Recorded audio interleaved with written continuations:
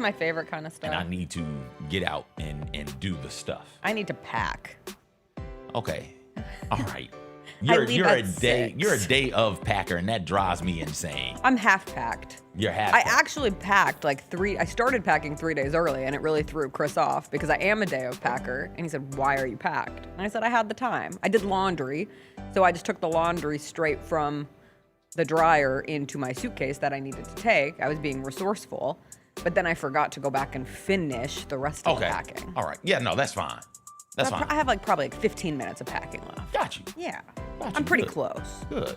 I got to figure out if I'm going to dress up, you know. What do you mean? That's what the Secretary of Transportation says we have to do to make flying better again. What? Yeah, you missed this? I only have time. There's so much legitimate stuff happening in the world. Real things happening. Yes. Huh? Yeah, he told us to dress a little better. Who is this dude? The Secretary of Transportation, Do I know Transportation him? Chief, Sean Duffy. Okay. All right. That sounds like something He Sean said Duffy would say. dressing with respect What does that will mean? improve air travel. What are you talking The about? golden age of travel starts with you. He wants Jumpstart a nationwide conversation around how we can all restore courtesy and class to air travel. How about you just treat me like a person and give me a refund when my flight is delayed for more than 3 hours and not have flights cost $8 billion to get across the country? That would be a good start. I will wear a pair of slacks instead of yoga pants. What does he want? If you charge me $500 less to get across the country. He wants business casual on the plane? Yeah. He wants us to dress the like we're olden going days. to the club in 2007 on the plane?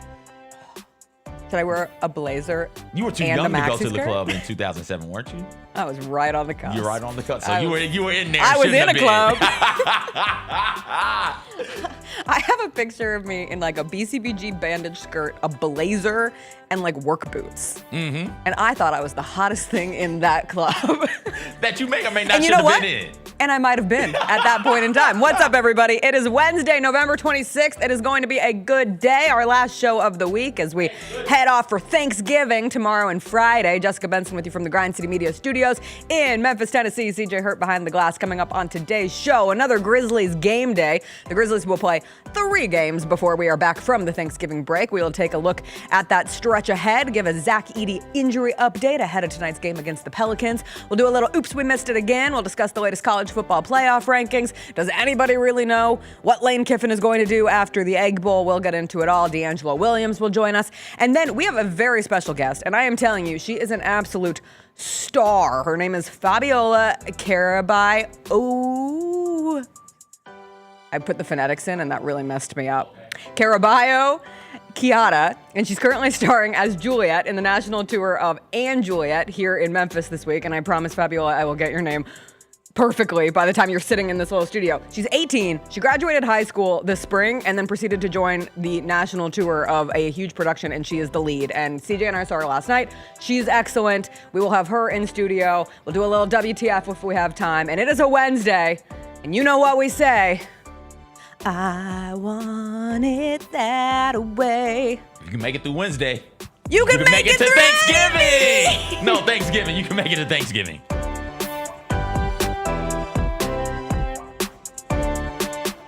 The world needs B2K.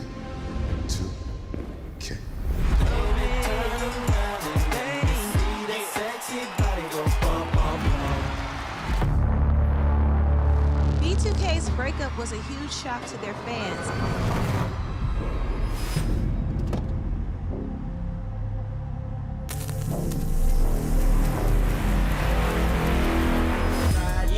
Boys for Life Tour. The long goodbye begins. A very special evening with Journey. Final Frontier Tour.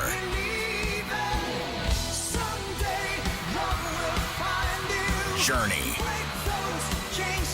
Tickets are on sale now at journeymusic.com.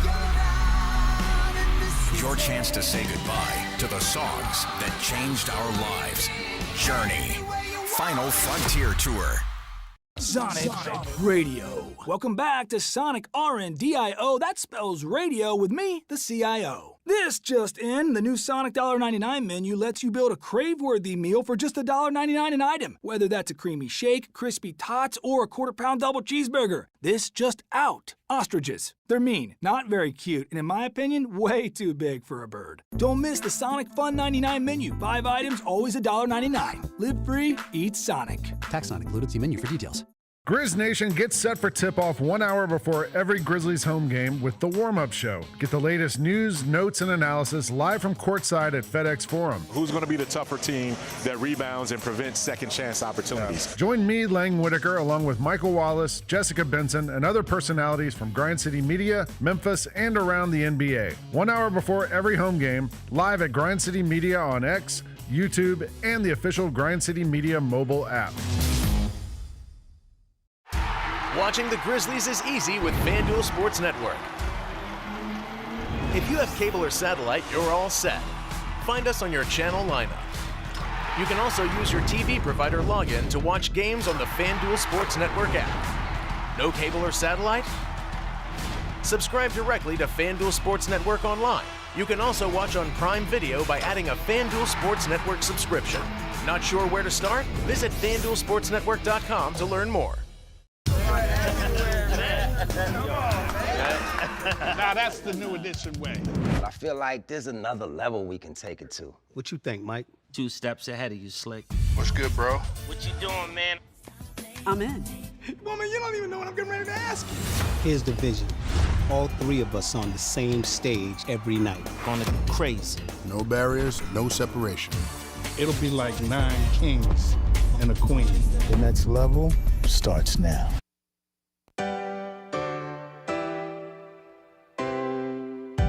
Feels great to feel the sunshine. Gotta own the day like it's all mine. Just got paid in his own time. Been working hard, I've been on the grind. I deserve this feeling, having my way. I've been on this feeling.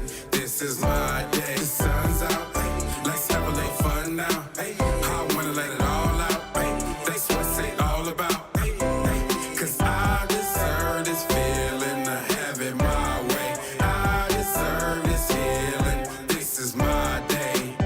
Grind City Media presents The Jessica Benson Show with CJ Hurt. Live from the Grind City Media Studios on YouTube at Grind City Media and the official Grind City Media app.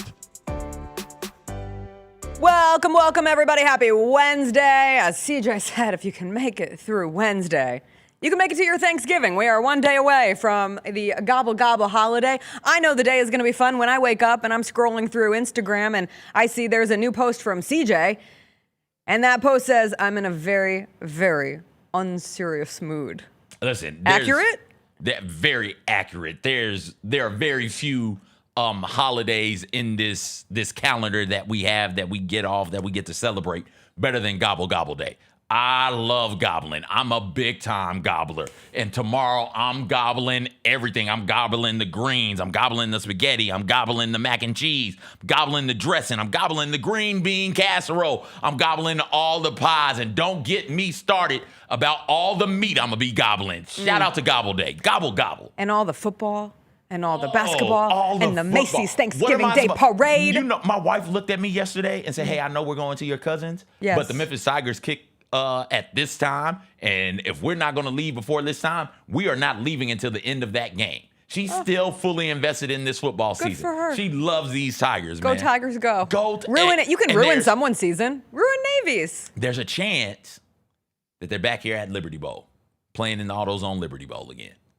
Which, at the bank. For a team that hadn't played in the AutoZone Liberty Bowl ever in the history of the AutoZone Liberty Bowl. To be back for a third time in a decade? Third time in like 6 years? They're pseudo, hey, you might not have made the American Conference Championship game, and you're not going to the college football play playoff, at the Liberty but Bowl. There's no place like home. No place like home. We have a big show coming up. Obviously, big Grizz holiday weekend ahead. Huge college football rivalry week. Big NFL week. We also have a guest from Juliet, which is playing at the Orpheum this week. And CJ and I saw it last night. Juliet is a show that retells Romeo and Juliet. If Juliet didn't kill herself because Romeo killed himself, and it uses Max Martin songs. So it is a jukebox musical. which means it uses popular music, but usually it's like a biographical jukebox. So like the MJ musical uses all Michael Jackson. The Temptations musical uses all Temptations. The Tina Turner musical, Jersey Boys is all Frankie Valli and the Four Seasons. This uses Max Martin, and I often forget just how many bangers Max Martin has written or co-written in his career. He has 28 Billboard #1 singles. Like, Max Martin came back into the consciousness because he did the latest Taylor Swift album, and that's why people were so excited for a poppy, banger-filled Taylor Swift project. And when you look back on some of the songs that he did that are used in this show, I Want It That Way, Oops, I Did It Again, It's Gonna Be Me, Can't Feel My Face, Break Free, like, it is just hit after hit after hit. I had a great time. I had seen the show before, had good feelings about it. But then as I was sitting there watching that, I was like, oh no, I love this show. I think it's funny, it's clever, it's cheeky, it laughs at itself, which I think is really important. It doesn't take itself too seriously. I think if you're looking for something to do with the family here in Memphis this week, you should go. There was a child in front of me. She didn't get a lot of the jokes, and that is a good thing for her mother who was next to her. But I was very excited to see that she was there enjoying a night at the theater. I took a child with me. Just grabbed a random kid. Like, hey, you're coming with me. Well, rando. And then talking to this child, she revealed her age to be 11. You met the child, and after the play, she didn't want to go. First off, she did not want to go, but I told her she had to come with me to this theater. We go, sit down. She is like clapping like hard. It's like, oh, she is feeling this. And after the play, we get in the car. We're going home. I say, hey, random child in my back seat.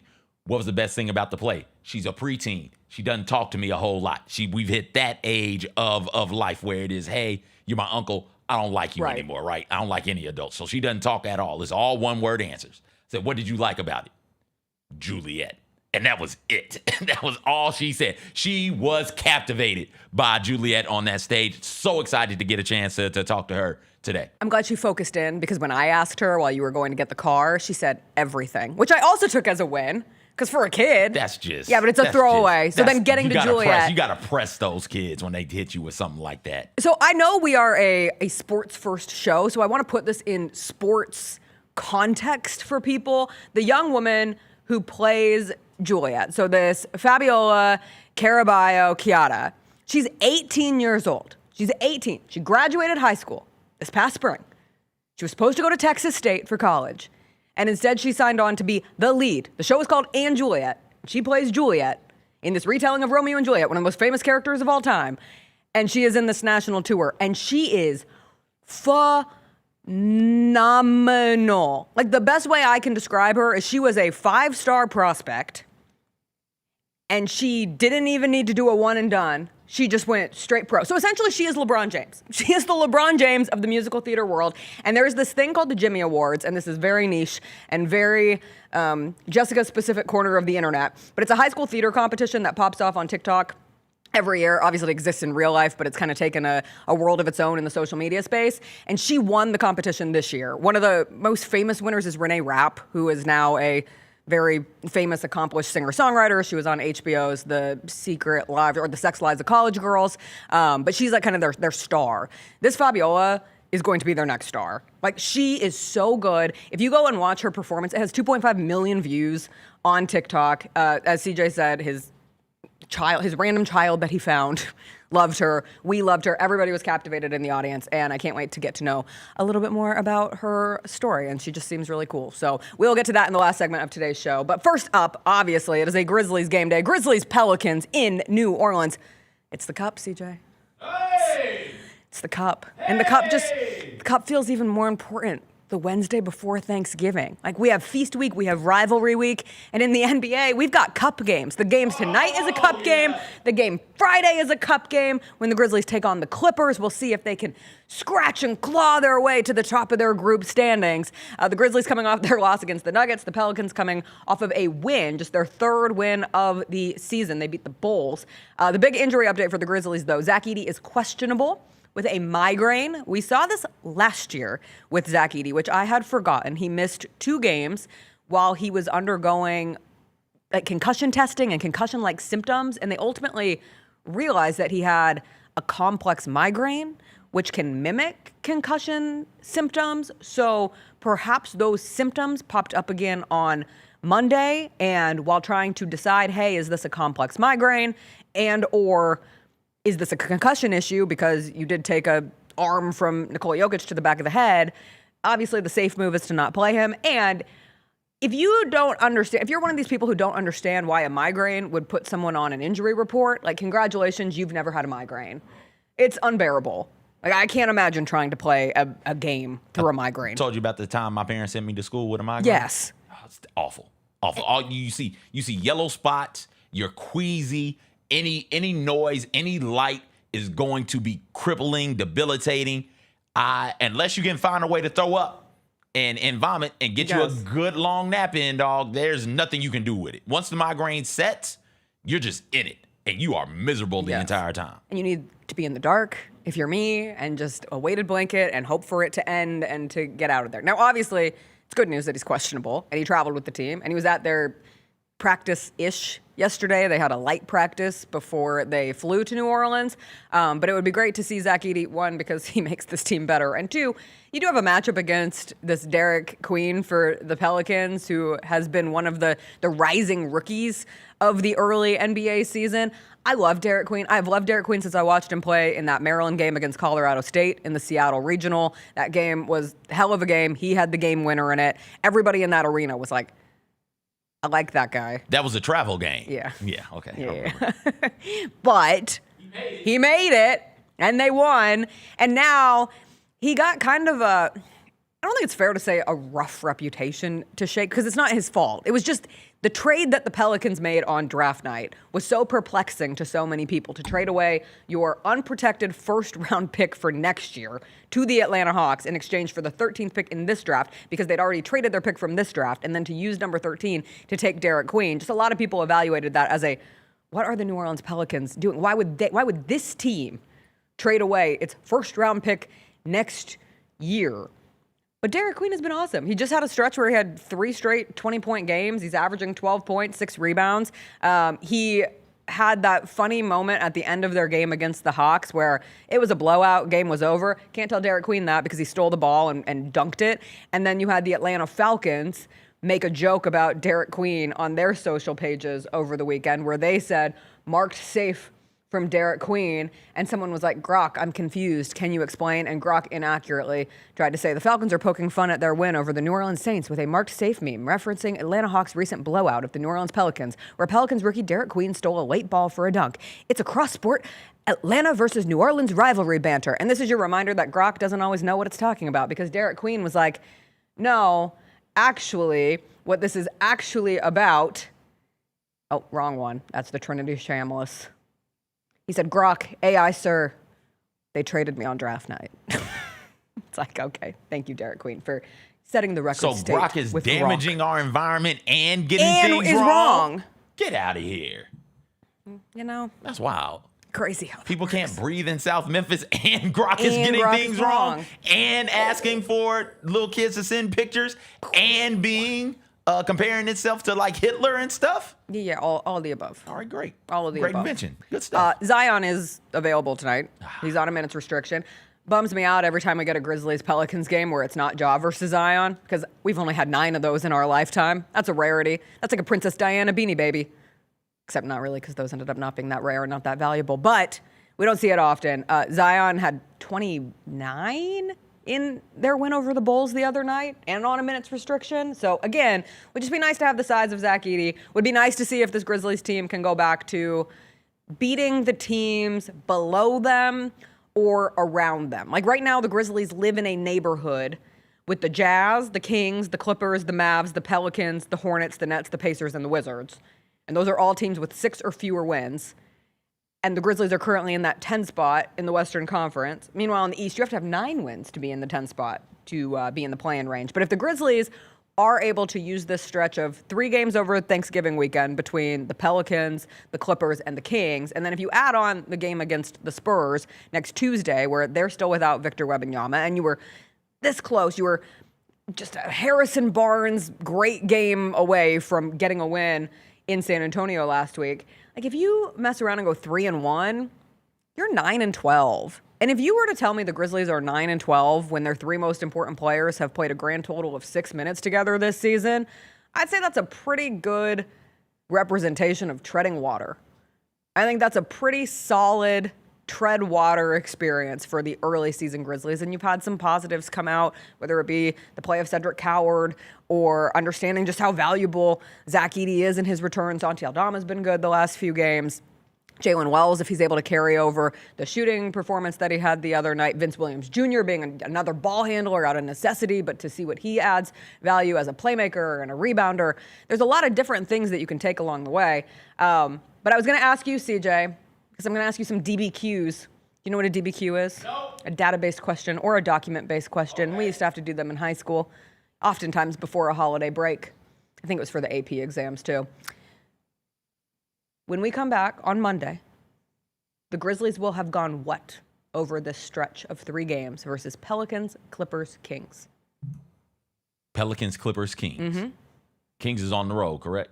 Correct. All 3 are on the road. All 3 are, yeah, All they're three on the are road trip. All 3 on the road. F it, why not? 3-0. Let's go. Let's go. Go get all 3 of them wins. So you're saying there's a chance? Why the hell not? Why not? You're in a good mood. You're in a jolly mood. Hey, I'm drunk off that gobble, dog. Drunk off the gobble. Then go out there. I'm going to be gobbling on Thursday. Grizzlies going to go out there and gobble all the opponents up. We talking Pac-Man, Miss Pac-Man. Let's get that gobble on. You know when the ghosts go blue and the Pac-Man go gobble them up. And then the little fruit comes out, the cherry and the orange and the apple. And what's the lemon? Lemon is another Pac-Man fruit. Is it? Do they have watermelon as a Pac-Man fruit? Yeah. You don't remember because you never got that far in the game. That's not true. I used to be a Pac-Man champion. You're a Pac-Man champion fib. And I mostly did Ms. Pac-Man. Okay, Ms. Pac-Man or Pac-Man. I love them both. There's a strawberry. The cherries. Strawberry, cherry. Orange, apple. Got an orange, got an apple. Pineapple. Okay, see that right there. After apple, I don't think I got any of them. There is a watermelon. Pineapple, grapes. Watermelon, grapes. Yeah, so I've got grapes only came in Pac-Man Plus. Ooh. So I was playing like originals. Sorry for being old. Ooh. Sorry for being old school. Where were you playing Pac-Man at? On my Game Boy. Okay. All the time. Okay. Or on the computer. So you're saying sorry for being old as you're playing an arcade game on your Game Boy. You're not that damn old. Yeah. I felt a little old last night. Did you feel old last night? Why? Those songs. Those are people's oldies now. I hadn't thought about it. In general, like I just feel old. Like I got old people problems. We hadn't talked about the house. Did we talk about the house? No, your wife told me. I'm sorry. It's amazing that you're in as jolly of a mood today. I didn't pay it. I didn't pay. She had to pay. I told her up front, I have no money. If you want to deal with this, you got it.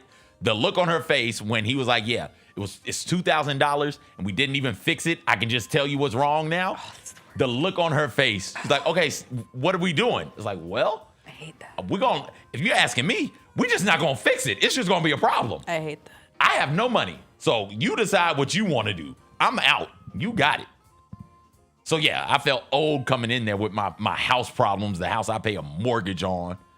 I just felt old when they opened with Larger Than Life. And I was like, this song is almost 30 years old. Is it? I think so. Isn't it like 98?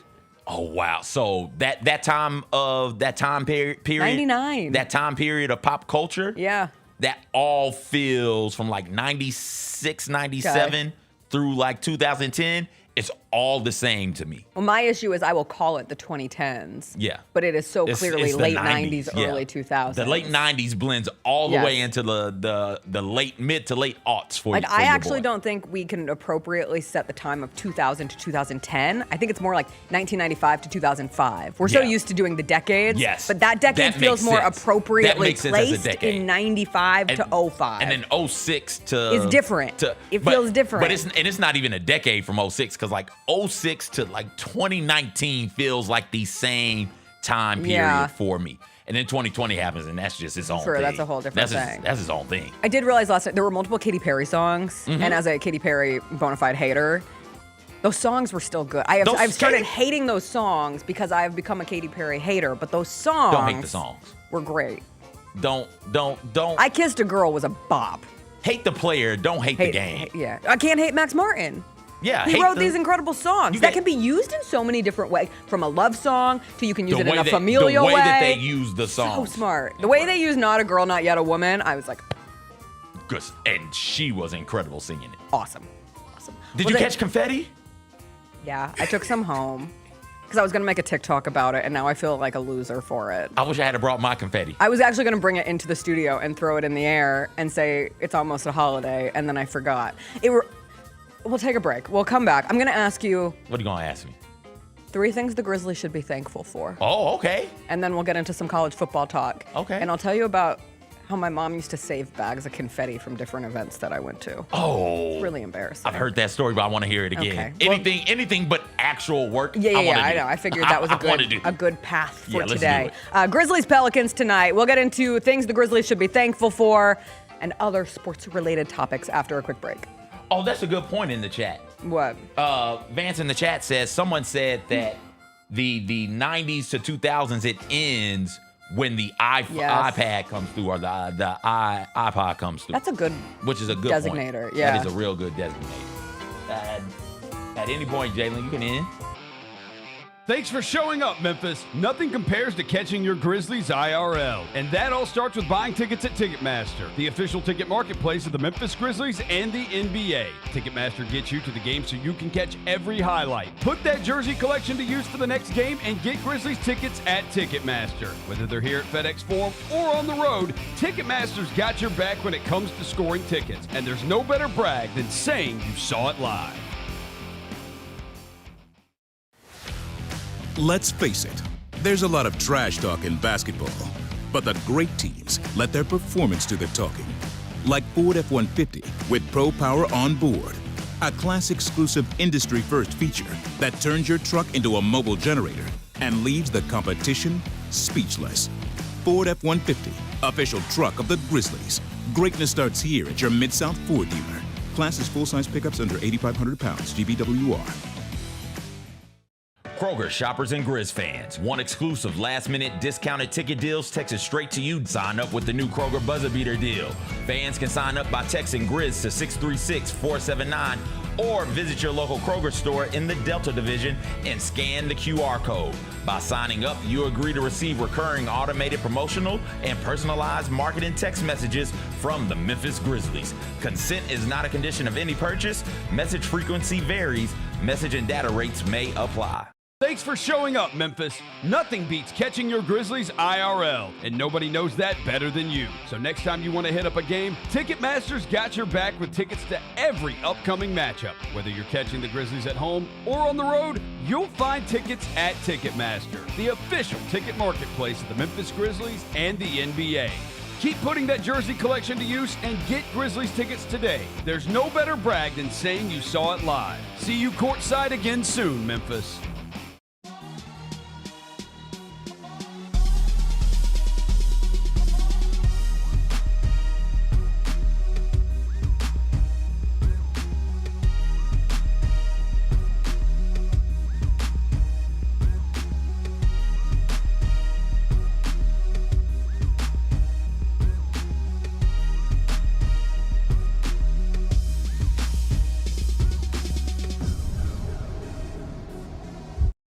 Calling all collectors! Topps NBA basketball trading cards are back! It's available in the Grizzlies Den by Fanatics and online at Topps.com. Rip into bold color parallels, electric inserts, relics, and autographed cards from today's biggest stars and the next-gen talent. Look out for rookie cards of Cooper Flagg and Dylan Harper, plus Grizzlies favorites John Morant, Jalen Wells, and so many more. You don't want to miss this drop. Grab your set before it's gone. The Grizzlies are the one thing everyone in the family can agree on. So join us every Sunday this season for Sunday Family Fun Days. It's a steal at just $35 and includes a ticket to the game, a $10 food voucher, post-game free throws on the court, and a meet and greet with mascot Grizz. Space is limited, so grab your tickets now for this unique experience your family won't soon forget. Go to grizzlies.com/Sunday and have a fun day.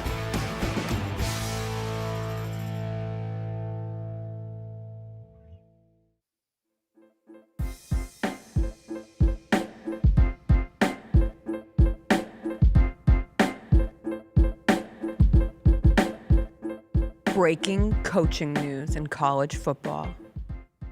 Lane's going?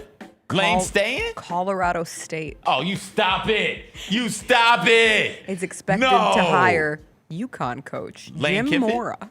What? Yeah. Jessica. Come on, you I can't. just wanted to mess with you can't abuse the breaking I can abuse graphic whatever or the I breaking. want. You heard it, folks. Jessica, big fan of abuse. Big abuser. Big abuser. Real quick, before we get into the things to be thankful for the Memphis Grizzlies. So Max Martin's first #1 hit, when we're talking about decades and time periods and just like generational runs, Max Martin's first hit to go #1, Baby One More Time, 1999. 1999. Okay.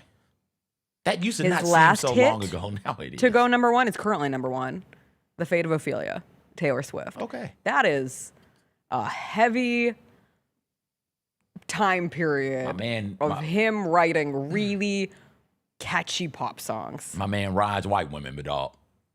He also wrote for The Weeknd. Okay. I was going to say, and Ariana Grande, but she is also a white woman, so that was a bad connector. Okay, so he also wrote for white men. It's white women, big boy white band women, proponent. Backstreet Boys, and The Weeknd. Yeah, I think those. Nothing wrong with that. Nothing wrong with that. Nothing wrong with appropriating that culture. Yeah, but that's part of his culture, so it's not appropriate, I guess. He can do it. Listen, ride whatever he's you want. Swedish. Oh, he's so Swede. He's so my he's people. absolutely appropriating American culture. It's crazy to me Yeah, I how guess. some of the best musicians and the best people in music Are Swedish? Yes, you're right. ABBA, Max Martin. I didn't know There you ABBA. go. I didn't know ABBA was Swedish. You didn't know ABBA was Swedish? Listen, believe it or not, I'm not really listening to ABBA like that. Oh, I think you listen did to more they- ABBA than you. Did they than you bless let the on. reins? Who blessed the reins? In Africa? Yes. That's Toto. Okay, all right. And I get don't those- think they are I get Swedish. those two mixed up. But maybe I'm wrong. But I think Toto is like New Zealand or Australian. No, they're an American rock Are band. they? From Yeah. where? Bet it's from an island. Los Angeles, California. Close enough. It's close enough. No. You just hear that do do do do do do do do do, and you're like, an American couldn't have written that. There ain't no But way. my point is, it's crazy to me how so many of the top musicians and top musical acts, writers, producers of things of that sort find their way over here from over there. And all Yes. they're doing is an interpretation on what we've got going on over here. Yes. They're just doing that interpretation much better. He also wrote for Usher. Which See, song? I would assume Which that song? he did obviously poppy songs. DJ Got Us Falling in Love. Terrible song. They do all of the Usher and songs I don't Scream. like. Yeah. So yes. Yeah. Okay. He did two Avril Lavigne songs. A white woman. Jessie J, Domino. Come on. Katy Banger Perry. Also. Banger. Katy Perry. A full handful of bangers. Katy Perry. Kissed a Girl, Hot and Cold, Teenage Dream. They did Teenage Dream on that stage. And it was done phenomenally. Such a good song. Roar, which is one of my least favorite songs of all time. 'Cause you don't Christina have- Aguilera. You don't have the Eye of the Tiger. Jalen, give it to me. Give me the camera. I can't do it. Eye of the. You don't have the Eye of the Tiger. Stop. That was my least favorite part. No, you stop it. Stop it. That's incredible. Coldplay. Stuff. More Okay. white men. All right. It's My Life, Bon Jovi. Hey. Which was a great rendition in the show last night. That was the end of the first act. Okay. When Romeo, you know. Oh, okay. Yeah, he's done quite a few. Anyway, I was going to say, he did one for Jennifer Lopez. I'm just digging. When was this Jennifer Lopez? Because Jennifer hops in and out. Correct. This was 2014. I think she was out by then. I think so too. Yeah, okay. And one on Shakira, also 2014. All right. And Can't Stop the Feeling, our very own Justin Timberlake. Oh, that's why they were playing it so much. Yeah. Okay. Yeah. 3 things the Grizzlies should be thankful for this Thanksgiving. CJ, if they are going around the kitchen table, your number 1 is what? They're not homeless. What? I really didn't think you were going What? You know what? I gave fair warning. I told you on the IG I was feeling particularly You're right. goofy. You did. That is on moi. All right. So, Okay. 3 things they should be. First off, the one everybody's going to go to, I'm assuming immediately, right off the top, is it looks like they hit on Cedric Coward. That's my number 1. Like it looked like they hit on that. So that's number 1. Number 2, if you had to ask me like a week and a half ago, it'd be like, oh, the two are playing. Ja has missed a handful of games now, so I won't be able to say that.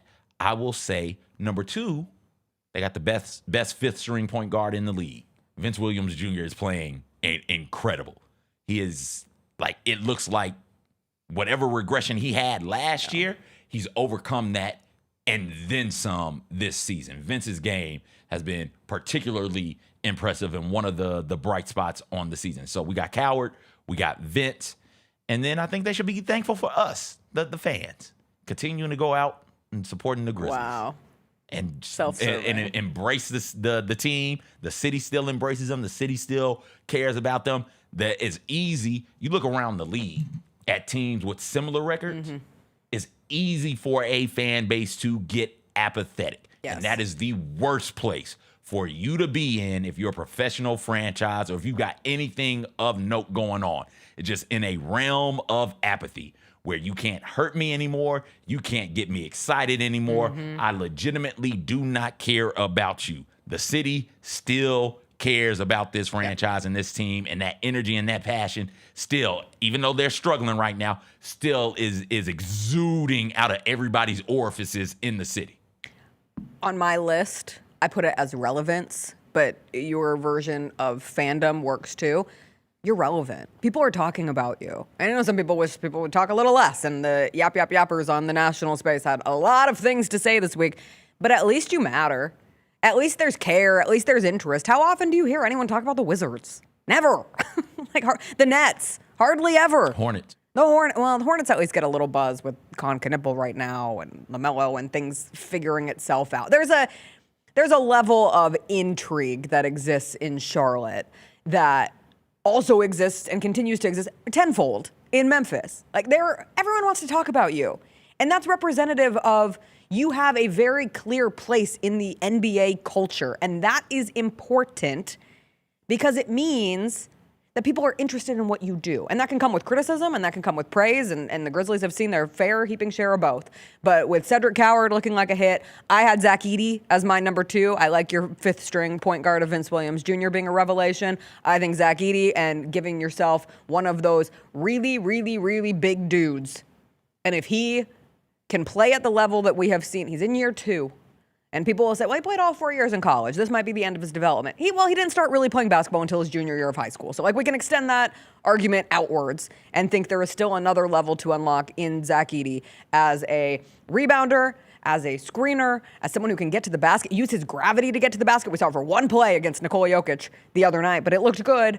And someone who is more athletic than he has been given credit for. And if you are able to look at the last 2 lottery picks for the Grizzlies in Cedric Coward and Zach Edey, nothing is guaranteed in this league, but they look to be very good. And if you can sync that up with a successful period of Ja Morant and Jaren Jackson Jr., and that's what is to be determined, to be seen.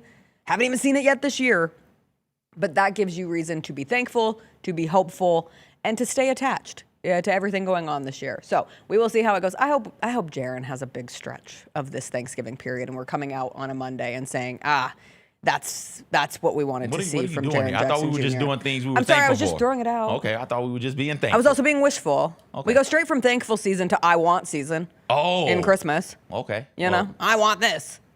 Okay, I want Jaren Jackson Jr. to. That's what you want for Christmas. Yes, of all the things. Wrap I've really that up in a box. struggled to make a Christmas list this year.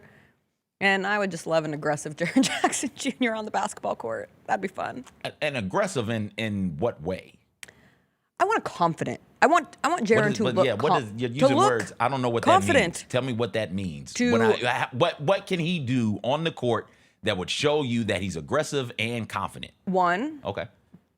To have the feeling of a defensive player of the year like production on the defensive end. Some big blocks, being able to operate, and again, being able to play next to Zach Edey sure helps a lot. So seeing them on the court together, but getting back into that free roaming hunter of getting to his spots and making big defensive plays. And on the offensive end, looking more comfortable going to the basket, not settling for threes, eye on the hoop at all times, and not eye on the hoop from far away, closer, and starting to get more into that the start of the bag that we saw him have last year in different offensive moves.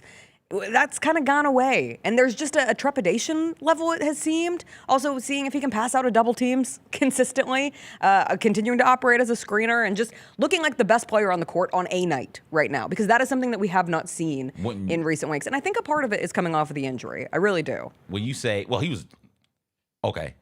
was doing this before the injury, though. I don't mean the ankle.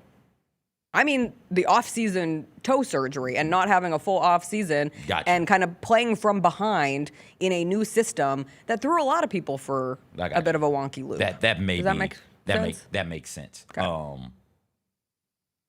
When you say pass out of the double team, you want him to pass to somebody who makes a play, or do you just want him to make the next pass out of the double team? Okay. Both of those things. Okay. I was told I'm asking a lot, so I'll just whittle it down. Listen, no, you got to give the big list for Christmas, and then in the hopes of, hey, I've got this 15-page list. Yeah, give me 3. Give me 3. That's what I told Chris. I sent him a list of 10 things. I said, get me 1. My brother, that was his MO. My brother would have a notebook full of things on the Christmas list. And one year, my mama got overwhelmed, and she just yelled at him. This 6-year-old child. She just yelled at him.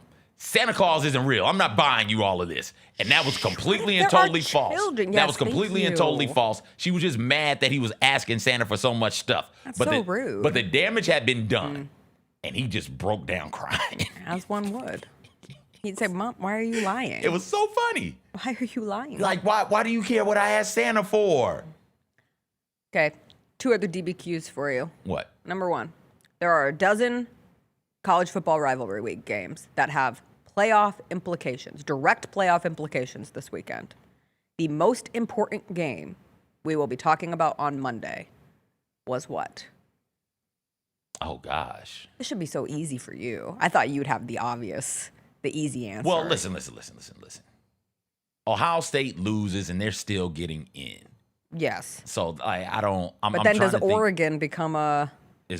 Oh, no, because then Oregon would be in the championship game. Yeah. So then they would still control. So yeah. then it would be, does Michigan get in, and whose spot is Michigan taking? You talking about a Michigan team that would have a win over Ohio State and losses to USC and Oklahoma on the road, and USC on the road. Mm-hmm. So they can't get in over Oklahoma, assuming Oklahoma goes out there and wins. That's the one. Oklahoma, no. It's not. It's Texas. Texas A&M is the one. Yes. No, because Which one? Texas A&M is going to get in no matter what. Texas A&M is in. Texas A&M and I is think in. Texas is out, barring Texas is out. some wackiness going on in front. Like Alabama loses to Auburn, and Georgia loses Georgia Tech, and then if they find their way into the SEC championship game, they lose there. Gosh, oh man.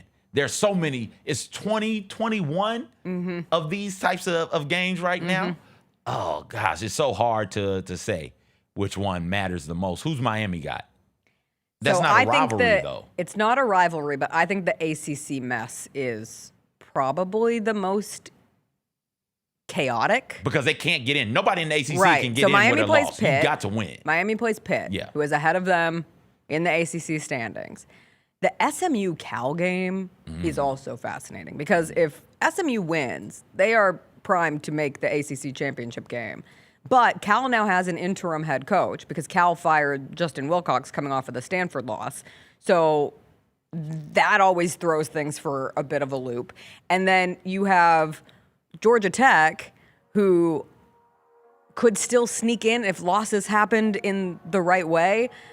But regardless, the ACC is going to have a conference champion who is likely ranked outside of the top 12, and they will get one of those spots. And that's where you have people starting to look at the 12-team bracket and saying, is this really fair? Like, should this ACC team get in? Should Tulane, should they win the American, get in over? And I say yes, because that's how this was created. Highest-ranked conference champions from your major conferences and a non-power conference. That's the way it is for now. Recording we'll see in when progress. It's 16, but I'm interested in the ACC race. And the Alabama-Auburn game just has implications. You have all of these rivalries that have been pretty dominated over the last few years. Like Alabama's won 5 straight over Auburn. Michigan has won 4 straight over Ohio State. And Georgia has won 7 straight against Georgia Tech. You throwing Oklahoma State in there? Well, God, that's got to be Did quite a few. If Oklahoma State won recently, it's got to be like one in they're only winning like 10 years, 12 years or something like that. Yeah. Weird things happen on rivalry week. That they do. And it's a reminder, as CJ said yesterday, anyone who thought that the college football playoff was going to devalue the regular season, wrong. Never been hotter. My other question before we get to DeAngelo Williams, when we come in on Monday, Lane Kiffin will be the head coach where? Ole Miss. I'm confident. You're confident? I'm confident. Ask me my percentage. As What's I your go percentage? through my CJ percentage What's your coach percentage? indicator. I'm looking over here on the computer screen. My CJ coach predictor indicator. 97% Lane Kiffin is at Ole Miss. Yeah. I have had this conversation with 6 different people in the last 24 hours. And I have now had 3 with utmost confidence say he's going to be at Ole Miss. And I have had 3 with utmost confidence say there is no way in hell he will be at Ole Miss. And I think that's the testament. Lane Kiffin goes where the wind blows him. If by win you mean money, sure. If by wind, I mean between here. Okay. He's a very unique man. There's nothing unique about chasing money. But he's a tricky one. He's tricky to predict. And that's where I don't think you can be put 97% odds on anything involving Lane Kiffin, but that's your indicator. My indicator predictor says that. When we come in on Monday, Ryan Silverfield will be the head coach where? Oh, don't do that to your boy. I think Memphis still. Arkansas. You think Arkansas? Whoop it. The odds got all wonky when Eric Morris, the North Texas coach, took the Oklahoma State job yesterday, but then they readjusted. I don't know. We'll see. We'll take a quick break. DeAngelo Williams will join us on the other side. I always enjoy catching up with DeAngelo before Thanksgiving because he always has some sort of wild question, take, story. We'll find out what it is after a quick break.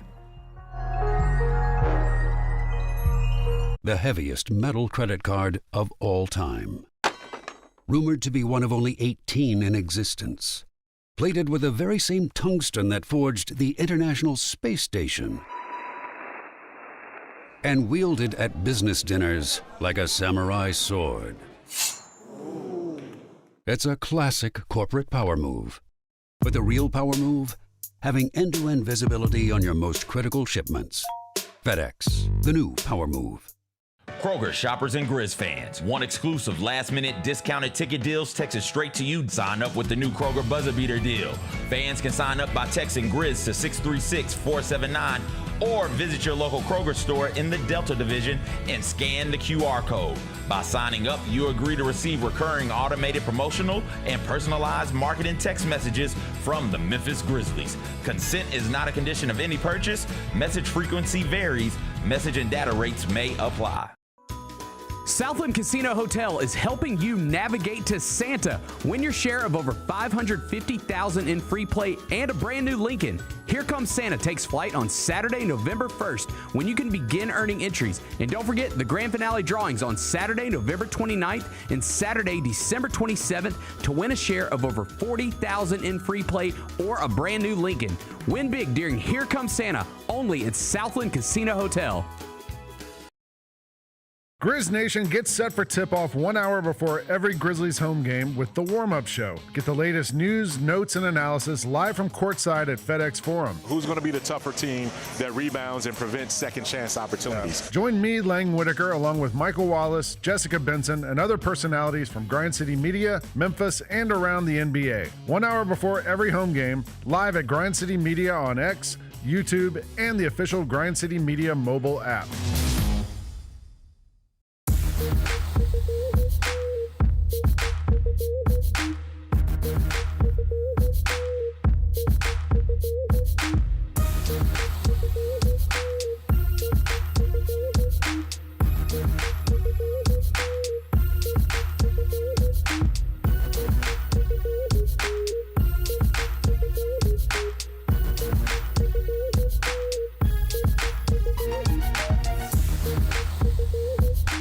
Grizz Nation, Friday nights just got a whole lot better. Introducing Buckets and Brews, the ultimate way to tip off your weekend. Every Friday this season, grab a terrace-level ticket to the Grizz game and 2 12-ounce Miller Lights for just $55. Get great seats, cold brews, and Grizzlies basketball. It's everything you need to start your weekend off right. So get the deal that's too cold to hold. Go to grizzlies.com/Friday to lock in your tickets today. Calling all collectors! Topps NBA basketball trading cards are back. It's available in the Grizzlies Den by Fanatics and online at Topps.com. Rip into bold color parallels, electric inserts, relics, and autograph cards from today's biggest stars and the next-gen talent. Look out for rookie cards of Cooper Flagg and Dylan Harper, plus Grizzlies favorites John Morant, Jalen Wells, and so many more. You don't want to miss this drop. Grab your set before it's gone.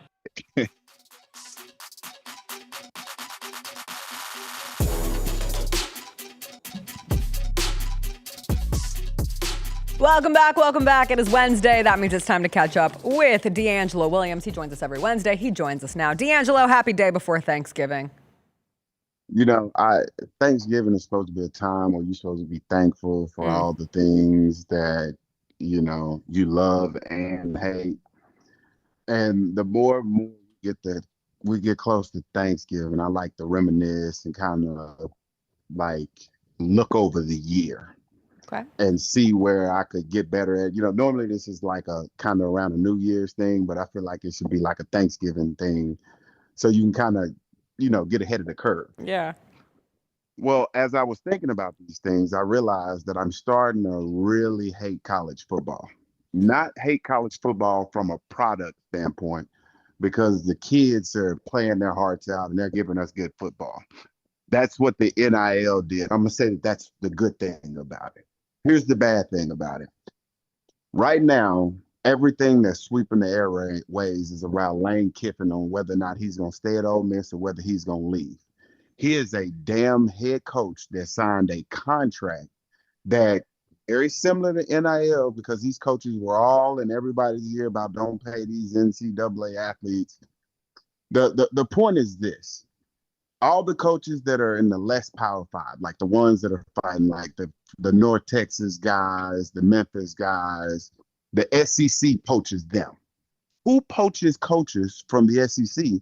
If the SEC is supposed to be these bigwigs, Ole Miss should be a job that anybody would want. He shouldn't be in the running for no other coaching job, because the SEC should have the money to pay Lane Kiffin. Why would you want to leave if you built something so extravagant? But I digress. But every time we talk about a coach that's, hey, could potentially go here or potentially go there, or where is Silverfield going? Is he going to Arkansas? Is he going somewhere else? Why can't they just simply stay where they are because they signed long-term contracts or signed contracts, or their heart's supposed to be in the place that they say they are?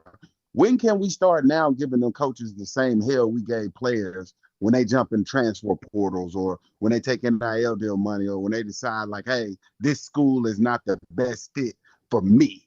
Because guess what? The University of Memphis and Silverfield, no matter how strained the relationship could be, or if you like them or whether you don't like them, he's winning football games. And as long as he's winning football games, he'll have a job at the University of Memphis. Here's the difference, though. We don't want just winning football games in the SEC. You have to win championships, and Silverfield has not done that yet. So when you say, hey, is he going to Arkansas? If he does, he's going to be in the same situation that he was here in Memphis, but in a little different situation, because they would fire him as opposed to saying, hey, I'll take 8-9 wins a year. But that's what I'm mad about. I'm mad about that these coaches can't stay loyal to the programs that they said that they was going to stay loyal to later find out like, oh, I was just trying to get to an Ohio State, or I was trying to get to a Michigan, or I was trying to get to an Oregon.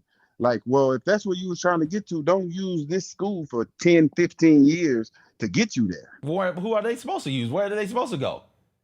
Dude, that's just like, I'm going to tell you what that's like, man. That's just like your wife right now getting you ready for your next wife. I mean, sometimes that happens, man. Sometimes it happens. Like, I don't understand. I know sometimes it happens, but that's that's not. Sometimes it happens, but you're not you're not banking on it happening. Like, also, that's a I'm terrible not getting analogy. We're not in love. It We're not. is, We're not. but I'm not. We're I'm not together, getting in coach. this I'm a football relationship coach. We're not together. I'm not This with is the a football job. program because I love the program. I've taken a vow to honor and cherish the program. I'm at that football program because, to Jessica's point, it's a job. This ain't a marriage. This isn't a romantic relationship. It is a job, and everybody will leave their job for a better job. We shouldn't be, to your point, DeAngelo. I get the frustration because some people do come down on players for doing the same thing, and you shouldn't. Because if you could leave your job for more money, you would leave your job no matter how good that job is. You would leave that job for either more money or better benefits or better work-life balance, whatever that looks like. You would absolutely leave. And if you wouldn't, then you're a different cat than me because I'll leave a job quick. The reason it feels different with college football is because we romanticize the sport so much. We romanticize sports, period. We put sports in this mythical realm where loyalty plays a huge part in teamwork and camaraderie and fighting for the greater goal. But CJ's right. At the end of the day, it is a job. But you're also right, DeAngelo. It is frustrating because you do have a team like Ole Miss who's about to potentially go to the playoff for the first time, could have a real shot at trying to make a run and win a championship. And the biggest storyline is not their team, it is their coach and what his decision is going to be coming out of the Egg Bowl. I do think the natural follow through is that then Lane Kiffin becomes a villain. I don't think he's being praised by many. He will become a villain to a lot of people. And this sport is full of villains. And whether it be a player or a coach, money is everything. And I know that's not fun and that doesn't feel good and it feels morally wrong. But if you just strip all of everything and this is where it's hard, strip everything that you love about college football out, look at it as a job, and it's somebody who is making a decision to take that next step in their career path that, for whatever reason, they have designated the important next evolution of their life. And they can't be happy where they are. We see this all the time. Grass is greener, being challenged, whatever it could be. My question to you guys is, right now, as we speak, from past to present to future, the coaches that have coached at the University of Memphis that have now moved on to that upper echelon, would you say the decision that was made was worth it, or was it just kind of like, That's the thing. You get what I'm saying? Like, so it's not that the grass is green on the other side, but you also got to understand that's artificial turf. No, and you know what? I think that's a great metaphor. I think whether you're in football or an accountant or a lawyer, you look at the grass is greener and it is artificial turf. Because just because it's more highly revered or higher paid doesn't mean that you're happier. Like, so much of Lane Kiffin's existence in Oxford has been tied to this idea that he's the happiest he's ever been and that he has found peace and joy and opportunity and a community that loves him and supports him. And he has a lot of power there too. And yet you're still looking for more. Like, that's the human designation of we are never happy with the comfort that comes with a really good opportunity. We're always looking for the next thing. And I love thinking of it as artificial turf. I think Ryan Silverfield is making about $12 million over 5 years. Mike Norvell, the former Memphis coach who left Memphis to go to Florida State, and 23 signed a deal with Florida State that's giving him $10 million a year for 8 years or something like that. So you're asking me if it was worth it for Mike Norvell to leave Memphis, who as of right now is paying a bit more than $2 million a year for a job that's paying him $10 million a year. That's a difference in $8 million, plus a difference in facilities, a difference in conference prestige, and a difference in resources. Yeah, that it was worth it. Yeah. If they lose, if he flames out, going back to Fuente, right? Loses, flame out, that's fine. You always get another job. You can always go back down to a non-power conference and try and work your way back up after losing the Power 4 gig. But you got to go. You got to go to where the resources and the money is. And to the point about Lane Kiffin and Ole Miss specifically, this is Ole Miss program that is not like the rest of, well, not like the rest, the top part of the SEC. They're not like that. They aren't. from a prestige standpoint, from a history standpoint. Ole Miss's last national championship came in 63, and then integration happened, and Ole Miss was like, yeah, we're not integrating. And they fell behind because of that. They haven't gone to an SEC championship game either. Their resources for a while lag behind the top parts of the FCC. So while we have this distinction, and this is an important one for everybody to understand, we see the distinction in the non-power and the power. We see the distinction in the Big 12 and the ACC and the power, and the Big 10 and the SEC, right? Like, we see the distinction in the 4 different power conferences. But in those conferences, in the SEC, in the Big 10, there are schools in there that are significantly worse than their peers in their conference, right? Like Kentucky, South Carolina, Purdue. Like, there's a difference there. So if you think, if you're Lane Kiffin and you think, hey, there's a difference in what Ole Miss is going to be able to do for me going forward from a financial obligation, from a resource obligation, from a facility standpoint. There's a big time difference in what Ole Miss is going to be able to do and what a Florida or an LSU is going to be able to do for me. And I just don't want to be fighting uphill trying to overcome those things, because those are my conference peers. I got to play LSU. Then yeah, you leave. You leave. They aren't the same.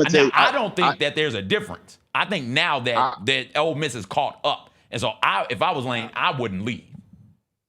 So this is what I find crazy. Like, I would agree with all of that if it wouldn't be for like the top 5 or 10 schools like Indiana. What the hell are they doing? And like, that's a basketball school. You mean to tell me Vanderbilt? Let me make sure I get this right. Vanderbilt is good at football. Yeah, best team in the state. Football. Yeah, I'm talking about. I'm talking about the SEC schools, or the schools that were back in the days that didn't. Like, right now, if you was to dig somebody up and tell them like, "Hey man, this is the top 25 team in the country," they'd be like, "Man, you lying. You what?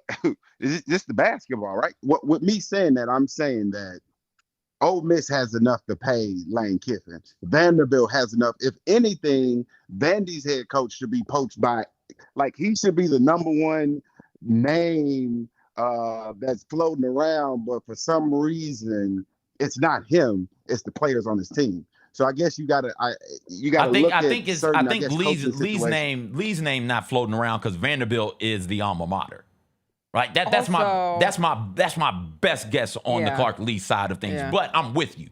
You would think if you get Vanderbilt, anybody who gets Vanderbilt to this point, anybody who gets Vanderbilt at any point in time in the season in the top 10, you think everybody would be coming around trying to grab that. Now, it's not just his alma mater; it's his home. Now, like, he's from Nashville, right? NBA? No. Yes. Based NBA. on what CJ said, it's money. It's all about money, not comfort. Money. That's what it is for me, because I don't have a home, right? But there are coaches who have a home. Yeah. And Clark Lee, Montgomery Bell Academy, Nashville, Vanderbilt player, Vanderbilt coach, right? Like, that might just be one of those things, to your point, where that coach is just never going to leave because he has a different sort of a tie and a connection to that place. Most of these coaches, though, are, and I said it once, I'll say it again, they're mercenaries, dog. They're going to defend the fiefdom that pays them the most money. That's what they're going to go do. So if you want Lane to stay, Ole Miss offer him $20 million. Say, we got $20 million for you, big dog. Big Lane, big Kiff, come on through here and stay. You'll be the highest paid coach ever with $20 million a year. Stay here. And if you're not going to do that, then let it play out and see where it goes. But don't make this about Lane Kiffin deciding and trying to figure out how much money he can get from you people. Hell, he's supposed to squeeze. Okay. You looking around in this world, you trying to find suckers every single day. You know what you do with a sucker, don't you, DeAngelo? You lick it. You trying to find a sucker to lick. Let's go. No. You don't lick suckers. How do you eat your sucker if you don't lick it? You don't lick suckers. So how do you eat your suckers? You break the stick off of it. Oh, and once come you break on, the stick off of it, it's a jawbreaker. Now, come on, DeAngelo. You breaking sticks off of suckers? Come on, you breaking sticks off of lollipops? Yeah. What is wrong with you? Man, it's 2025, bro. You don't want to send out the wrong message. What message is there to send out by eating a lollipop? I'm When's the last time you had a lollipop? I'm going to tell you something. I did something the other day, and my daughter was like, "How did you know that?" And it was just like a regular body movement. And I was like, I don't know what you're talking about. And apparently I did like something that's like a brain rot now, but just normal life. It wasn't like the 6'7" thing. It was like something else. And she's like, oh, I see you, Dad. And I'm like, wait, what did I just do? Tell me what it is I just did. So with that being said, I don't ever know when I'm doing something unintentional and everybody's like, oh, I see you with the movement or you with this. Like, no, I'm just simply trying to be me and stay out the way. Well, DeAngelo, we hope you be you, stay out the way, have a good Thanksgiving, and I hope you find your love for college football back. Hey, before you go, DeAngelo, what's the first bite? Thanksgiving, what's the first bite? First thing you're gonna get a bite off? Sweet potato pie. Look, man, it bothers me. It bothers me this world only recognize sweet potato pie around Thanksgiving, because I feel like that should be a dessert that should be just like key lime pie. It should be like chocolate cake. It should be like all these things that you can walk into a restaurant and get. Why do I have to wait until November or in the fall before I can enjoy a delicious slice of sweet potato pie? I don't disagree. I think you're a grown ass man. You breaking the stick off of lollipops. You can do whatever you want to do. You can make a sweet potato pie any day of the week. 365. Well, see, that's the problem. I don't know how to cook. I got you. I feel your pain. I got you. I just have to have what's so cooked for me. And nobody else is making me a sweet potato pie in April. Right. People, they ask me like, man, you tell your wife when the food is bad? Yeah, I tell her. I mean, I know I can't cook. Hey, I can't cook. How is she supposed to get better? Exactly. Like now I tell her in different ways depending on like how bad it tastes. Like if it's like need a little something like, yeah, honey, like you can use a little something extra. But like if it's all the way like a complete miss, I'm like, we don't need to try that again. We should probably like you ever send her back in the kitchen like, hey, you got to do this again, dog? No, just me. Okay. Okay, good. DeAngelo, enjoy your Thanksgiving. CJ. What? We have another guest we have to get to, and I need to get over what CJ just said and just get into the holiday weekend at this point. DeAngelo, I didn't know it was we're thankful for you every Wednesday. Tell your family hi. Enjoy the sweet potato pie. Thanksgiving. We'll see you next Damn, week. CJ. God. What? What is wrong with you? So much. What do you mean? I mean, at least you know. At least you know. I appreciate that. All right, we got to take a quick break. We have a very special guest joining us in studio when we come back. Fabiola Caraballo Quijada will be here. She's playing Juliet in the national tour of And Juliet. She is 18, and she's already a star, but I swear she is going to be a name that you will know. She will join us in studio after a quick break.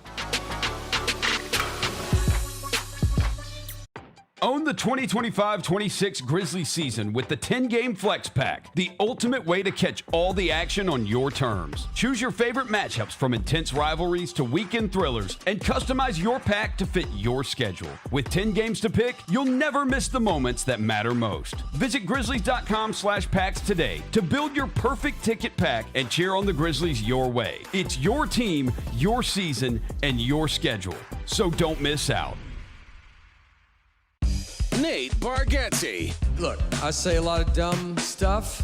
I try to keep it in front of large groups. Seems to go better that way. Big Dumb Eyes World Tour. When you say something dumb one-on-one, it's a lot for that person. I'll say it, then I can just feel that they feel the weight of my life on their shoulders. Tickets and info at NateBargatze.com. Don't miss the Big Dumb Eyes World Tour. Nate Bargatze.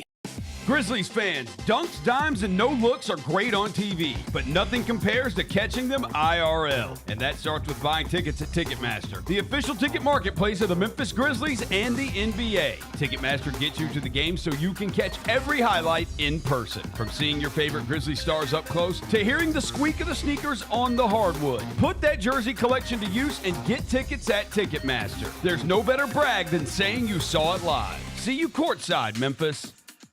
Jeff Dunham, Artificial Intelligence, his all-new tour. You're the other white meat. How can you be so smart on one hand and so stupid on the other? Well, you're half of it. I realize I could have avoided all this years ago with one simple word. I do not. Silence! Don't miss a Memphis. Friday, April 10th, FedEx Forum. Tickets on sale Monday, September 29th at jeffdunham.com. Memphis. Monday Night Raw returns with non-stop action, unmatched energy, and the superstars you love. We don't get mad, we get even. We don't go home till we beat them. This is our time, we ain't leaving. Give me the crown undefeated. Witness the moments you'll never forget. Monday Night Raw, Memphis. Monday, February 16th. Tickets and ringsider packages on sale next Friday. The only thing better than Saturday Night Hoops is when it comes with an exclusive Grizz hoodie. Every Saturday this season, $60 gets you a Grizzlies ticket and a limited edition Grizzlies hoodie. 4 different hoodie designs dropping across 4 Saturday games. Not sold anywhere else. Don't miss your shot to collect all 4 designs. Grab your tickets and gear up now at grizzlies.com/Saturday.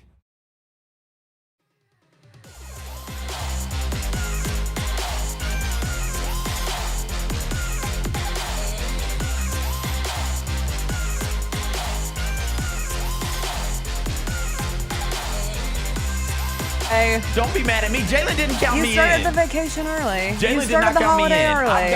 I've got stuff I've got Come to handle over here. on. He did not count me in. So We have a very special guest. All right. Who's making both of us look like slob kebabs today because she stuns a morning after doing a show. Fabiola Caraballo Hey, I woke up 30 minutes Quijada. ago, yeah. You woke up 30 minutes ago? I woke up 30 minutes ago. No, don't say that. I slept in my bonnet. Wait, this makes it worse. I slept in my bonnet. Works wonders. Congratulations. You're looking incredible at 9:08 a.m. after doing a show last night at the sure Orpheum. try hard. You were playing Juliet in the touring production of And Juliet. I have to geek out for a minute because as someone who is a big watcher of the Jimmies on TikTok every year, your Christopher Columbus in Astonishing scratched the brain in the perfect place, and now you are here. Congratulations on that. Congratulations on booking a lead touring role. What, months after graduating high school? We were talking during the break. You've been with the show for 3 months. Yes. You graduated high school this past spring, summer, whatever we call it, May. typical high school graduation time. What was the process like going from graduating? I know you were supposed to go to Texas State originally, and obviously your Yes. plans have changed. Yeah, so I was going to go to Texas State University by the time I graduated from Tyler Legacy High School in Tyler, Texas. And well, a month after I graduated, I went over to the Jimmy Awards, and I never actually thought that I would win this year. But that just brought about so many blessings. A callback for And Juliet was one of them. And, about a week after my callback, I got the call and I was like, hey, so you're not going to go to college anymore. And I'm like, fun. And so I was like, let's return all the dorm stuff and let's get cracking. So I started the rehearsal process in New York City, and it was so much fun. I got to meet the incredible group of people that I'm working with right now. And then, we started. September 24th in Sacramento, California was my debut date. That's insane. And what an insane show and score to sing through. Like, watching the show last night, it's so clear. One, it's just pop after bop after bop, Right. and Max Martin songs. For you, are they oldies? We were having this conversation. Oh, no, Okay, they hit thank the God. spot. Okay, They hit the phew. spot. The thing about me, I grew up with most of these songs, and they're just dance adaptations. So I... Right? Oh, I still remember... On the Wii? I still, What was Just Dance at? Yeah. On Oops, I still remember that. Muscle memory. Are you aware of something called Darren's Dance Grooves? So Unfortunately not. That's okay. That's like my generation of how we learned either the bye bye bye dance or the oops I did it again dance. Right. And I feel like Darren's Dance Groove set the stage for Just Dance, and then there was this continued desire to know Makes a lot of those sense. dances from those music videos and those Yeah. like late 90s, early 2000s But there's just like performers. the music is just so iconic, and it's incredible to sing them. Yeah. Sometimes I even forget that I'm in a jukebox musical because the way that those songs are incorporated into the characters and into the plot, they're just so seamless. Yes. I feel like they're written just for our characters. Like I feel like Britney Spears songs it's just Juliet. Yeah. And like it's just incredible. I'm literally speechless. Yeah, I know. At 9:08 in the morning. There are some people who hear like jukebox musical, and they're like, I don't know how I feel about that. And I have a couple of those people in my life, and they were there last night. I was one of those persons. Okay, so you get it. Oh, I get it. But that's why with Aunt Juliet, it feels so. It feels seamless so is the word different. you used. Different because these songs that were written over the last few decades, they're so versatile. Like you can perform it as a love song, or you can perform it as a moment between family members, or a moment of self-discovery. All of the songs in this musical, Max Martin and David West Reed, which is the writer of Schitt's Creek, they did a phenomenal job of mashing all of this together and just making a perfect storyline. And then you're just in your seat like, I would have never thought that you could have used that song that way. It's like, wait, that makes sense. And then you're just like mind blown. And it's funny, and it doesn't take itself really seriously, which I think is very helpful too. It laughs at itself along the way. Right. Do you have a favorite song of all the ones that you get to sing in the show? I love singing Roar. Okay. I love singing Roar. I literally grew up with that song. I would play the music video over and over and over and over and over and over again. And then I'm singing it now, and I'm like, it feels so different, but so nostalgic. Like at the same time, I'm like, I still remember when I was like 7 in my little room, just like playing the music video and just dancing or whatever. And now I'm still dancing. Still dancing. But in a different scenario. Yeah. Have you always been singer, actor, dancer, or has one of those come later in your life? No, yeah, totally. That is the order. I've always been a singer. Okay. I started singing, and then my mom was like, let's throw some acting in there. And so I was like, okay, mommy. And then we just kept on going, and well, I mean, the dance came later. I'm still like perfecting that because, well, you can never be perfect. Improving is the great You're word. also 18, so Right. you got time. I have time. God bless.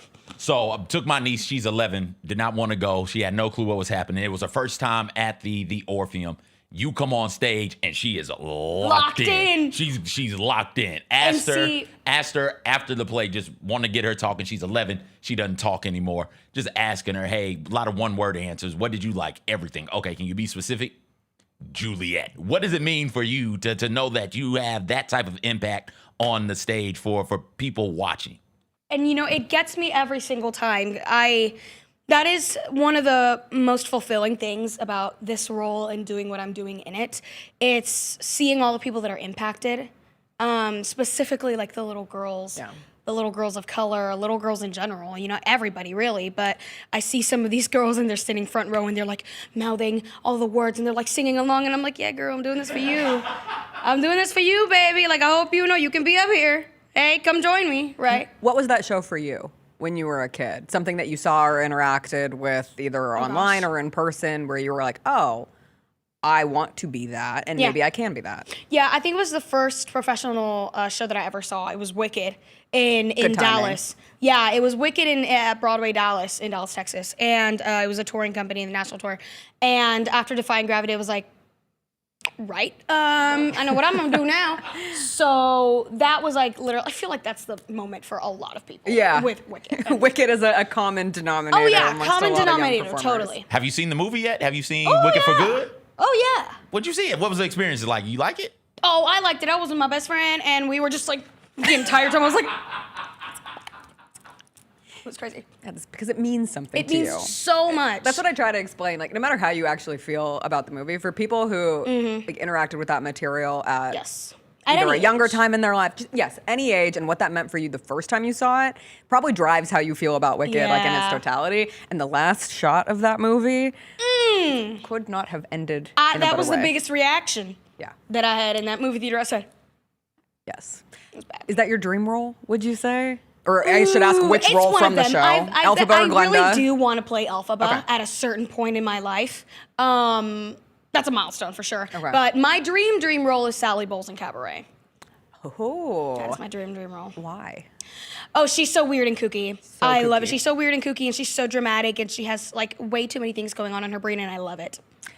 I just want to break down on stage. Fair. I like doing that. Like just generally just crash out. I think With a beautiful I can see score. that vision for you. Beautiful score, beautiful message, timely message. Yeah. Depressing Insane show. costume. Insane, yes, in so many ways. Someone was just saying. Important message. Like next musical to be made into a movie, and they were going down the list, and so many already have. Cabaret obviously had a movie version a long time ago, but perhaps someday they remake it, and then maybe we're sitting right here and we're like, oh look, Fabiola's in the Cabaret movie. We'll speak it into existence. Is there a go-to song for you? Not from the show necessarily, because that's your job right now. Like, what's your go-to musical theater song that you sing all the time? That I sing all the time?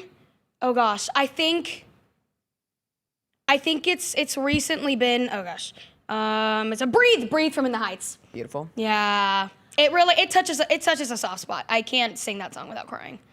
I can't listen to that song without crying, and I can't sing that song, period. I did see, like, there was a lot of interactions with Lin-Manuel Miranda following your time at the Jimmys, and he has commented. And if you go to the comment section, my best friend he got a picture with him. Okay, you didn't get a picture? I did not get a picture. Okay, maybe and next I was time. like, where them DMs? Come on, Lynn, pull through. Who is the craziest person, like the most surreal experience of someone who has interacted with your work from either the Jimmys or now being with this role with Aunt Juliet? Has there been like a celebrity or somebody that, it doesn't even have to be a celebrity, just someone who means a lot to you? Right. Well, Josh Groban called my name about 3 times. Okay. Yeah, because he was the host of the Jimmy Awards 2 years in a row, and he called my name, and that was crazy. And then I got a picture with him afterwards, and I was like, I'm touching Josh Groban. Yeah. How do you know Josh Groban? Like, when I say Josh Groban, what comes to your mind? Sweeney. That's what I would I think. kind of entered the game a little late, so I know that he's in Great Comet. Yeah. And he's done a lot of really cool stuff. But that was hello, Jimmy's in 2023. Yeah. I saw the Sweeney Todd marquee, and I was like, I want to see that show, and I never got the chance to, and so I've just been and that's become one of my favorite shows ever since, just because I just could never see it, and I'm like, I want to. So I was trying to explain the Jimmys to somebody. We're primarily a sports show, and they just let me cosplay occasionally as a theater reporter because I love the theater. Love it. And I was trying to explain the Jimmys, and I said it's essentially like the McDonald's All-American game for high school basketball players, where it's just the best of the best in the country from high school all come together for this competition of sorts. And it's also a showcase where you're able to show what you all are about. And you went 3 years, which is remarkable, the fact that you're a 3-time nominee, and then you finally win that last year. What was, in your opinion, the biggest difference between the first 2 years and what allowed you to get over that hump in year 3? Well, first thing that I think about when the difference between 2023 and 2025 or even 2024 is just the way that I improved. Sometimes I even I look at my videos. I played Motormouth Maybelle in 2023. And so I'm on the stage where they do the Lion King, the Minskoff, and I'm performing, and I'm seeing my video of me in this big yellow dress doing something in 2023, and I was like, I could have done so much better. And now I'm like, girl, really? Come on, breathe. And so the way that I've improved has really been really inspiring to me. It just reminds me that there are lengths that I can reach that I am not aware of today. And I could truly do anything if I really work hard for it, which is what I did. It's just a lot of hard work. I really envisioned myself where I wanted to be the next year, that's kind of just what I was looking forward to, the next year, what I wanted to improve. And it just reached a greater height every year until I was finally able to bring it home. So you've made it to a certain extent now, but it sounds like you still have that desire, that hunger. Are you still out there watching videos on yourself oh, girl, child, breathe? What are you doing here? Are you still doing that? Come on, mix it. Come on, up here, resonance. And so, because I still have so much to learn, and that's one downside that comes not going to college and everything, because there's so much precise information that one needs to know, and the practice as well. It just comes with the experience and the muscle memory. Then it's just second nature. So I'm learning the way that I think I need to be learning, which is in fact the hard way, but it's the best way, in my opinion. What has been the hardest thing about being a professional? Because all of us at one point made that transition from whether it be high school to professional world or high school, college, professional world. And there's just something very, there's throw yourself into the deep end and figure it out as you go. Right. But yours just happens to be on a very public national stage. Yeah. I have always tried to conduct my, all my experience that I've had in high school with an elevated sense of professionalism. Like, I carry myself professionally. I do my work. I take my work seriously, and I've always done that. And so that kind of came easy when it was time to, get down to it. Yeah. But I think I'm just learning a completely different thing, and it's just like the magnitude of it.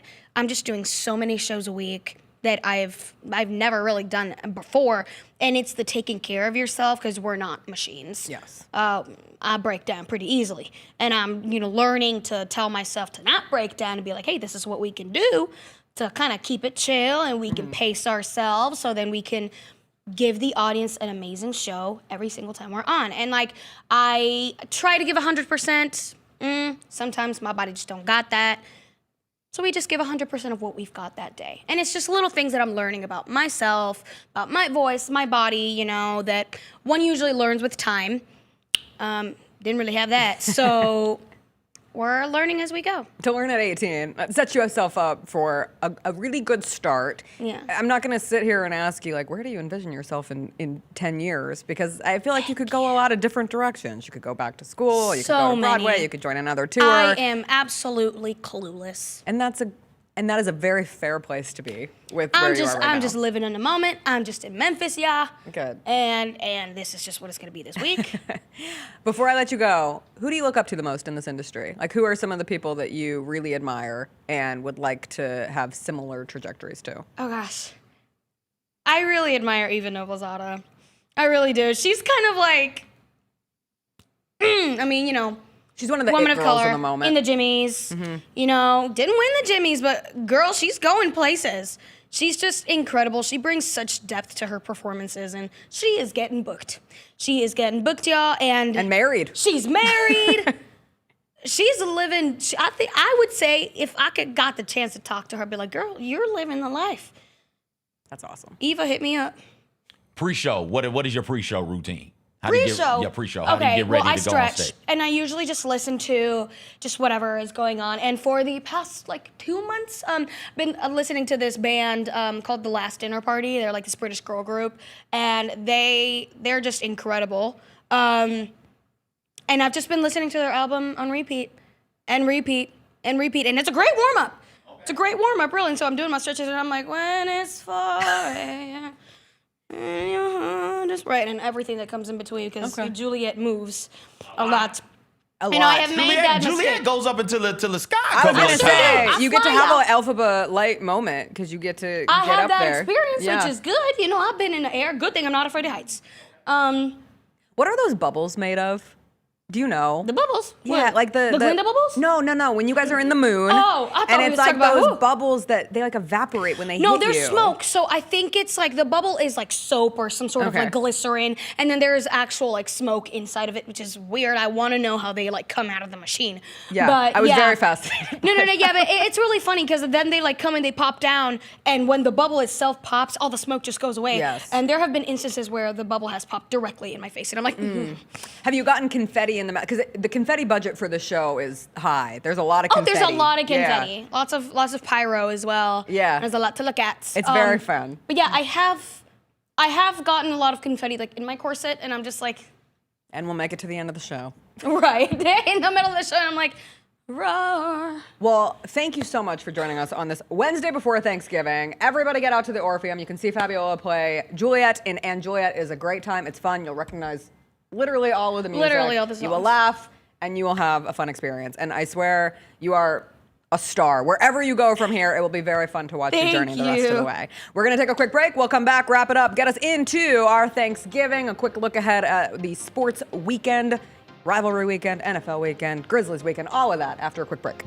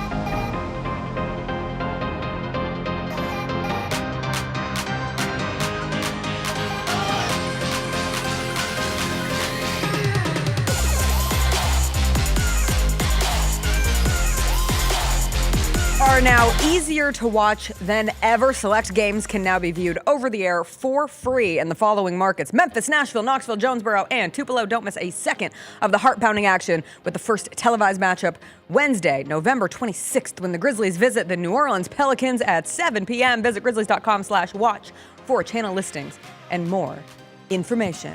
It's the Cup on WMC Action News 5. I got to figure out how I can stream this from the sky. She's incredible. Oh, I'm not kidding. We will look up 10 years from now, and she will be doing something massive, and we'll be like, wow, that's crazy. She came on this little show. This little sports show. I see you in the chat. Sports-ish show. Whatever. She's incredible. Versatile show. She is. She's going to be special. Every now and then, you just see someone who jumps off the stage when they're young, and you feel very lucky that you had the opportunity to see them before they get big. And that's how I felt last night watching her, truly. I know sometimes I'm a little hyperbolic. I love musicals and I love talented people in musicals, but she's different. And the Jimmys is a very real pipeline. The fact that she went from that to the lead, I cannot break down enough, the lead in a national touring position. Because we are a sports show. Can you, all right, so she's got to make them a he because people only care about the he sports for whatever reason. So he, in this metaphor, has gone straight from high school to the pros. And I guess technically, the face of a franchise? Okay. But if we're really, because straight to Broadway would be going to the pros. Like the LeBron. But I think it's also fair. To be the lead, it's in the name. It's not called Anne Romeo. She was there 3 straight years. So she won the Jimmy her senior year, or the Jimmy her senior year. But she was there her junior year and her sophomore year. So that's somebody going to the McDonald's All-American game as a sophomore. Yeah. That's a sophomore phenom finally beginning to cash in because they're now old enough to cash in on their talents, man.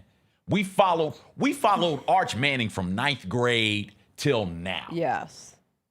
That's what we're talking about as it pertains to Fabiola. Right? I really was trying to break it down to people last night. I was like think about it as because Chris was like, why are people obsessed with watching these high schoolers? He didn't realize that I've been existing in the space for 5 years where I watch the Jimmys every year with a couple of my friends on TikToks. And he's like, why are people so obsessed with these high schoolers? And I go, all right, what do we do in basketball, in football, in any sport, in the Olympics? We follow high schoolers because they are the next great, best things. And it's a very similar thing in fashion. And obviously, just a great head on her shoulders, great attitude, bubbly, charismatic. Go see the show. It's fun. Even if you hate musicals. Got an old Southern woman sitting on the porch type vibe, right? I'd love to sit on the porch and swing on the swing, sipping some sweet tea with her. And it's crazy because she's 18. Yeah. What a talent. It's also always fun, too, where there's because Juliet is notoriously 13 years old, and the show grapples with that in a very funny way. It makes fun of a lot of Shakespearean stuff that deserves to be made fun of. Yeah. And for people who are, now we're going the real niche, this movie Hamnet comes out this week. Oh, yeah. And I'm so excited for that movie. Why? Because I think it's going to be a gut puncher. I love Jessie Buckley. Okay. I think she's one of those criminally underrated. I mean, she's properly rated in the cinema, film nerd space, but she hasn't quite crossed over into that, everybody knows who she is. And then you know my feelings on Paul Mescal. Wait. It's the life of Hamlet. It's called Hamnet. His child. Everything that happens. All right, we also have Grizzlies tonight. Grizzlies Pelicans. We won't be back tomorrow because it'll be Thanksgiving. My goodness. We'll be watching, a pretty banger NFL Thursday. I appreciate. Oftentimes, Thanksgiving games are kind of just I need them, so I'm going to watch them. But you get Packers Lions, 2 7-wins teams. Chiefs Cowboys, huge. And apparently Joe Burrow's coming back for the Bengals against the Ravens. Go. Why? What do you mean, why? They're not going to lose another game this season. Will they get in the playoffs? I don't know, but they're not losing. This is a Bengals season right here. This is when the Bengals come alive. Can't wait. I can't wait. And then we'll get into all the college action, other Grizzlies games, NBA. It's the Cup tonight and Friday. Love me some Cups. I hope everyone has a very good Thanksgiving. We are thankful for you today, Some of you. every day, I appreciate all of you. I appreciate every man in my Instagram comments. And boy, have there been some fun ones over the last 24 hours. Everyone, Jalen. We appreciate Jalen. Appreciate Grind City Media. Have a great Thanksgiving, everyone. Bye. You didn't thank Jesus or your mama. Oh, that's implied. Oh, it's implied. Dad, you imply Mom, Chris. you imply your thanks for Jesus.